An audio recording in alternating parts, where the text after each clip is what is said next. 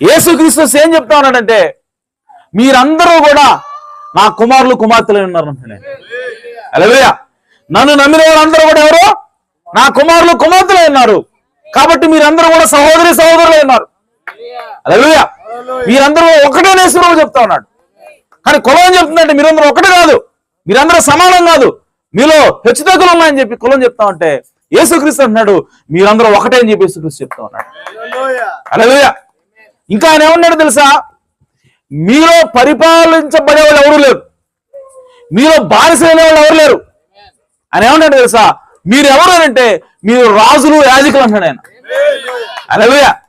నన్ను నువ్వు నమ్మావా, నువ్వు నా బిడ్డగా ఉన్నావా, నువ్వెవరు అంటే నువ్వు రాజువి అంటున్నాడు ఆయన. హల్లెలూయా.